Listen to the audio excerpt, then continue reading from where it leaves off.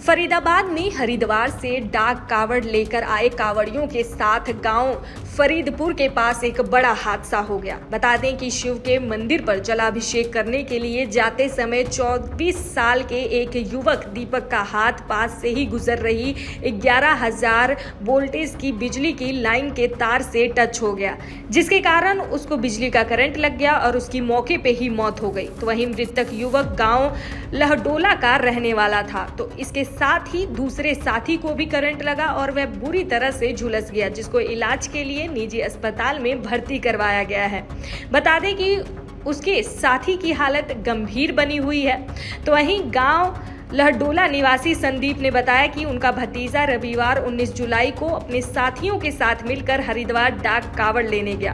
23 जुलाई की सुबह जब वह डाक कावड़ यात्रा गांव फरीदपुर के पास से गुजर रही थी तो रोड के ऊपर से 11,000 वोल्टेज की लाइन के तार गुजर रहे थे। इसी कारण बिजली की तार से संदीप का हाथ टच हो गया और उसको करंट लग गया, जिसके बाद उसे एक निजी अस्पताल में लेकर जाया गया, जहां पर डॉक्टरों ने उसे मृत घोषित कर दिया। बता दें कि करंट लगने के दौरान जहां संदीप की मौत हो गई, वहीं उसके साथ डीजे के ऊपर बैठे अनिल को करंट ने अपनी चपेट में ले लिया। करंट लगने से अनिल गंभीर रूप से घायल हो गया, जिसको इलाज के लिए अस्पताल में भर्ती करवाया गया है, जहां पर उसकी हालत गंभीर बनी हुई है।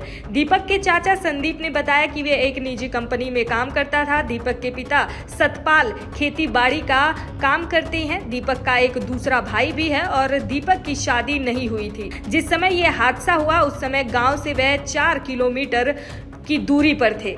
जानकारी के अनुसार गांव फरीदपुर के पास से जब यात्रा निकल रही थी तो भोले बाबा के जयकारे लगाए जा रहे थे। इसी दौरान करंट लगने से डीजे के ऊपर बैठे रवि नामक युवक ने जब हाथ उठाकर जयकारा लगाया तो उसका हाथ बिजली की लाइन से टच हो गया, जिसके बाद वहां पर भगदड़ मच गई।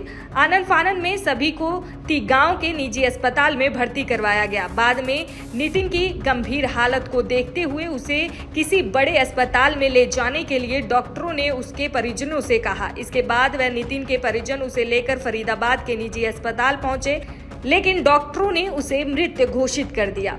बता दें कि पुलिस ने युवक के शव को पोस्टमार्टम कराने के बाद परिजनों को सौंप दिया है। पुलिस का कहना है कि मामले की जांच की जा रही है। इस हादसे के लिए जो भी जिम्मेदार होगा इसके खिलाफ कार्यवाही की जाएगी।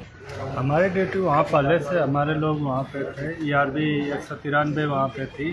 सभी लोग 4 बजे रात से ही ड्यूटी कर रहे थे। पूरे इलाके में हमारे मतलब जितना सुरक्षाकर्मी पुलिस वाले थे सारे लोग थे वहाँ पे। लेकिन कांवड़ को हम बताते भी थे कि ऊपर मत बैठिए, लेकिन उसके बावजूद भी ये लोग मतलब डीजे के ऊपर बैठ करके आ रहे थे। उसमें करंट मतलब दुर्घटना का कारण है तार। अरविंद राम जी, आपकी बात को यहीं से करता हूँ। पिछले वर्ष भी यही स्पोर्ट था, यहाँ पर एक हादसा हुआ था, उसमें बहुत हा हल्ला हुआ था। मतलब बिजली विभाग वालों को एक तरह चिन्हित करके बकायदा एक तरह आरोप भी लगाए थे, फिर यही हो गया। आप कहते हैं कावड़े जनरल सी बात है, इतने किलोमीटर दूर से आते, जोश में होता है व्यक्ति जब अपनी परिसीमा में घुसता है गाँव के पास, तो कहीं ना कहीं दोस्त कहीं किसी और का है ना। जी लेकिन तो मानते हैं बिजली विभाग की गलती थी? बिल्कुल मानते हैं, बिजली विभाग का भी दोष है इसमें। मतलब सभी लोगों का इसमें कुछ न कुछ दोष है। अगर वो तार डीजे को भी टच होती तो जो नीचे लोग थे उनको करंट तो तब भी लगता। जी बिल्कुल। आपने जो एक्सक्यूज दिया कि ऊपर बैठे थे इस वजह से, वो डीजे को टच होती, ट्रक को टच होती, तब भी करंट फैलता। जी बिल्कुल। लेकिन डीजे इतना हाइट पे था कि 20 फीट ऊपर तक डीजे था। उसके ऊपर अब जब आदमी खड़ा होगा तो 5-6 फीट तो पहुँच जाएगा। दाना जी, 2 कावड़ियों को करंट लगा है। कहाँ, कौन से गाँव के रहने वाले थे? ये 19 तारीख को गांव लहडोला के रहने वाले हैं सभी बच्चे। हर साल की तरह इस साल भी बच्चों में शिव भक्त के लिए डाक कावड़ लेने गए थे। डाक कावड़ लेकर आ रहे थे।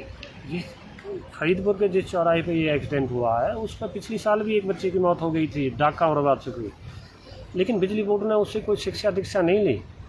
उस लगातार 2 वर्षों से वहाँ पे जान जा रही है कावड़ियों की। पिछली बार भी काफी हंगामा हुआ था, उसके बाद बिजली वालों कोई सबक नहीं लिया। बिजली वालों के कान पे कोई जू नहीं चल रही है। उनके जू तो जब चले ना जब प्रशासन में इनके खिलाफ सख्त कार्रवाई की जाए इनके खिलाफ। अब जिसका बच्चा जाना हो तो 24 साल का जवान लड़का एक्सपायर हो गया, हमारे अब परिवार से कावड़ लेने कितने लोग गए रवि थे? नाम था उसका। कितने लोग कावड़ लेने गए थे? ये 20 और 25 आदमियों का बच्चों कब का निकले ग्रुप था। थे? ये 19 तारीख को निकले थे। और सुबह किस समय घटना आज की? सुबह लगभग अब से 2 घंटे पहले करीब 6:30 पौने 7 बजे की। सर तो आपको कैसे सूचना मिली? इतना बड़ा हादसा हो गया, गांव से कुछ किलोमीटर दूर है। 4 किलोमीटर गांव से जो और बच्चे साथ में थे, सबके पास मोबाइल थे, उन्होंने सूचना दी। वो फिर अकॉर्ड हॉस्पिटल लेके गई, तो अकॉर्ड हॉस्पिटल वालों ने रवि को तो मृत घोषित कर दिया।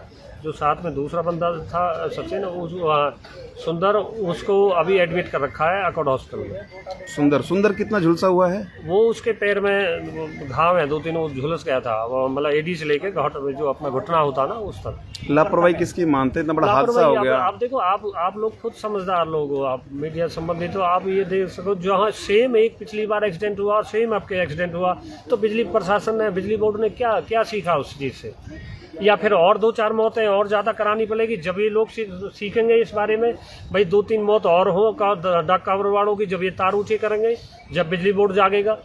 तो आप बिजली बोर्ड के खिलाफ कोई कार्रवाई करें? नहीं, अब उसके बाद कार्रवाई होगी। देखो अभी तो हमारा सारा परिवार है, सारा गाँव, इसके बाद जो भी कुछ है सब वो फिर तो कार्रवाई तो होगी उसके। क्योंकि हर साल का हर साल जाएगी। देखो डॉग कार तो हर साल जाती है, बिजली बोर्ड के चक्कर में डॉग कावड़ थोड़ी रुकेगी। कि हमारे धर्म से जुड़ी हुई आस्था है, वो आस्था में तो डॉग कावड़ लेने जाएंगे हर साल। तो मतलब बिजली विभाग के बाद जो है बड़ी कार्रवाई हमारे पुलिस प्रशासन ने इस मामले का संज्ञान लेते हुए क्या कार्रवाई अभी तक? पुलिस प्रशासन ने तो जो ये जहाँ फरीदपुर गांव आता है, ये आता है बीपीटीपी के अंदर। हम आते हैं छाई से थाने के अंदर। हमारा बीपीटीपी थाने के जो एसएचओ साहब आए हैं, उन्होंने बड़ी सहायता कराई है। पोस्टमार्टम की प्रक्रिया, कागज पत्तर, वो सब कुछ कंप्लीट हो गए। उसके बाद जो भी कार्रवाई होगी ना, उन्होंने कहा पहले हम ये दाग लगाने के बाद ना, जब काफी हो हंगामा हुआ जब करंट लगा। पहले उनको दोनों कावड़, जिनको करंट लगा, दोनों कावड़ अकॉर्ड हॉस्पिटल ले गए, परंतु वहां के बाद सर्वोदय क्यों लेके आए थे फिर उन्हें? वो बच्चे माने नहीं ना, उन्होंने अकॉर्ड हॉस्पिटल वालों ने मृत घोषित कर दिया रवि को। लेकिन अब बच्चे हैं, बच्चों ने इकट्ठे हो गए, फिर उसको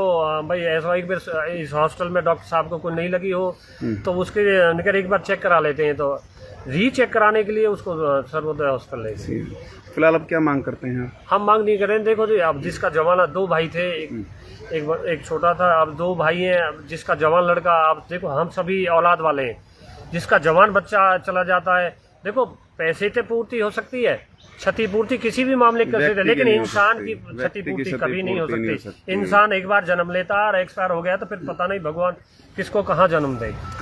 ये ऐसी क्षतिपूर्ति है, ये तो बिजली बोर्ड पूर्ति भी नहीं कर सकता इस बारे में। दैनिक सवेरा के लिए फरीदाबाद से प्रेम की रिपोर्ट।